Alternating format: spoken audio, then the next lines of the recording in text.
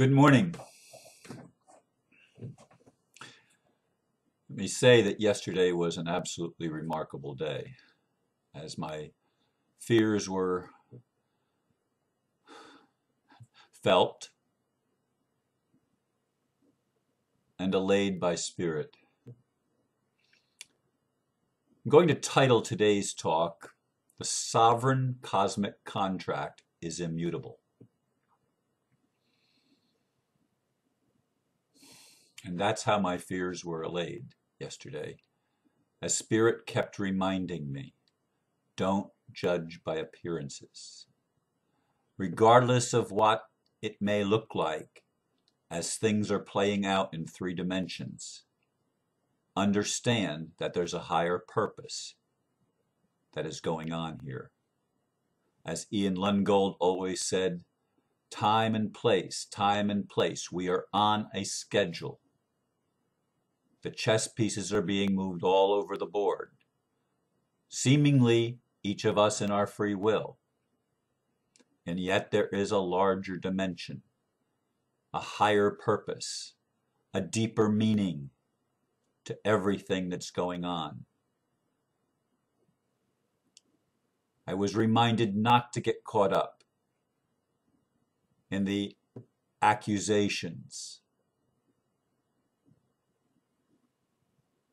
in the demands, in the threats. These are just karmic things being worked out, and it's all in divine order. I was reminded and reminded again. It actually began the day before yesterday. And yesterday was just a continuation of the dissipation of my fear, providing for me once again the ability to step in to union with my higher self, my cosmic self, my eternal self. Because that's where the power comes from. It does not come from the appearance of things that are happening in 3 dimensions. There are behind the scenes invisible things that are taking place that are much more real than all the blustering and all the activity going on in 3 dimensions. I was reminded that yes, indeed, all of those that I see in 3D as my enemy, including the systems that have been put in place, that it all works for one thing, and that is the awakening of humanity. It doesn't take a huge number of people to awaken. The number 144,000 again came into my realm of consciousness. I've been thinking the square root of 1% of the world's population, which is only 8,000 people. And I've said that before. But Spirit says there's 144,000 that shift the entire planet.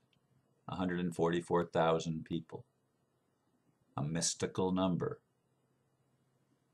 that some people won't get. But those of us that do, that are stepping into our sovereignty, that is the cosmic intent.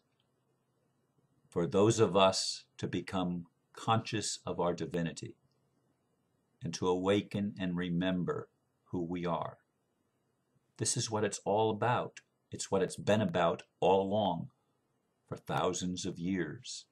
It's been all moving toward this time and this place in the cosmic opening of the underworlds and the revelation of truth. Truth and justice always prevail. Though the wheels may turn slowly at times, they may seem to go in retrograde at times, turning backwards, but they turn nevertheless. They turn, and this is our time, this is our hour, this is our day to awaken and remember who we are, and that the sovereign contract is indeed an immutable contract with Spirit, with what we call God. with those that are our creators, the Elohim, if you will, the plural God. The gods said, "Let us make man in our own image." We have been made in the image of our Creator. And as the Creator is creative, we are creative. And this, in the ninth wave, is the time that we get to co-create the world according to the immutable cosmic contract. We get to redesign what we're going to experience. We get to redesign justice for all based on truth that brings peace, that helps us love one another and lay aside all of the implants of time and space that have been laid upon us that have kept us in the dark, either in the dark as victimizers or in the dark as victims. They're both darkness. The victim is not superior to the victimizer. They are two roles, two sides of the same coin. They dance with each other in their duel, in their duality. They duel and they dance. They duel and they dance. And it's a cosmic plan to awaken every soul. And every soul will awaken, whether now at this time or perhaps some at a later time. But from my perspective, I'm here to embrace the whole. All of the bankers and lawyers and government officials and CEOs of multinational corporations that seem to be wreaking havoc. And yet I've said all along, for a long time, that they are waking us up. They are providing for us that which is needed to get us shaken and awakened from our sleep. And it sometimes takes some serious provocation to awaken. But I remember the words that came to me in a dream many years ago. I should have written the date down. It was so significant. I've thought back on it so many times. I think it was even before I moved to Florida, and that was in March of 1983. When I woke up with this booming voice, "You are a priest forever after the order of Melchizedek."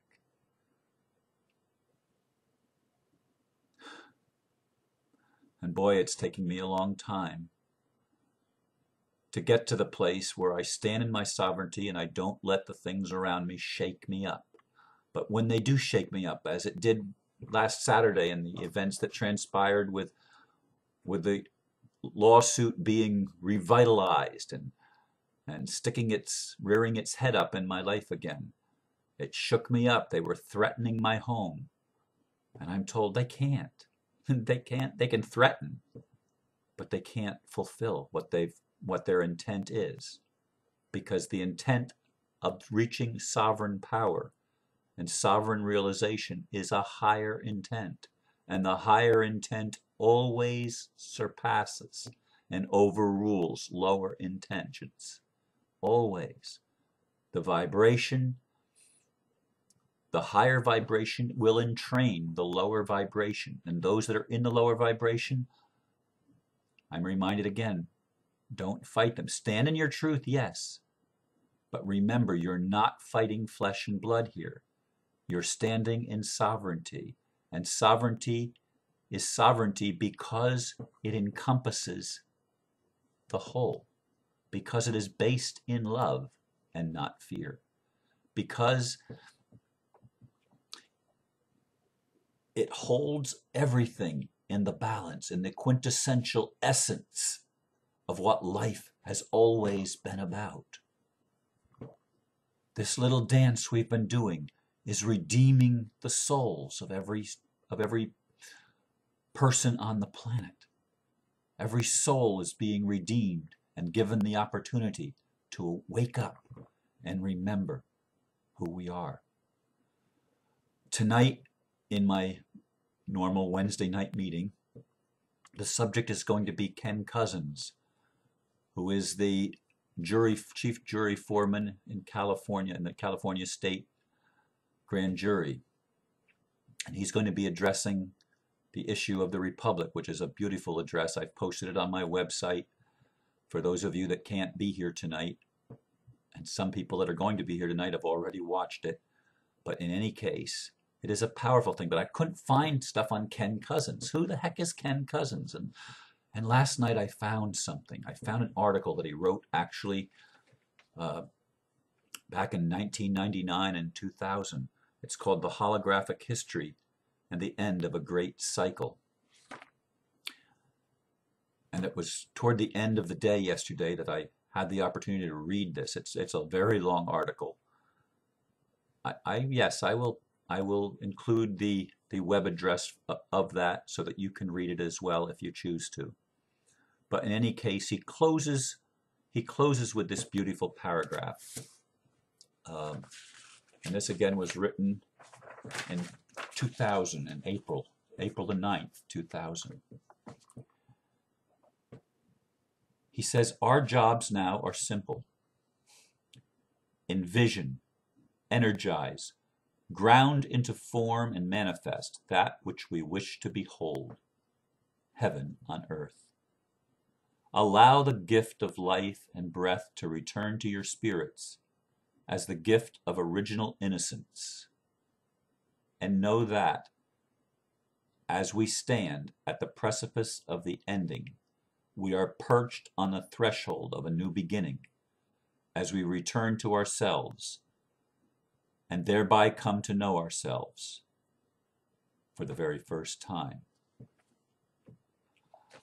Some of that sounds like some of my poetry, some of the lines and word combinations that are in my poetry, especially the know yourself for the very first time. We descended that we might ascend. We went through lifetimes together, playing light roles and dark roles, mostly dark roles, because we did them in ignorance. And all of these roles have been being played in ignorance till we awaken. And this is the awakening. This is the time. This is the ninth wave. This is what we've been waiting for. We are the ones we've been waiting for. Not something outside of ourselves, but reunion with all of our own parts. So I encourage you as I've been encouraged. I know how easy it is to judge by appearances, but I remind you that things are not what they seem, and there is a hidden hand at work behind all that has been going on for these thousands of years in human history. And the sovereign wins. The sovereign always wins. The prince, the princess, the king, the queen. We are the ones.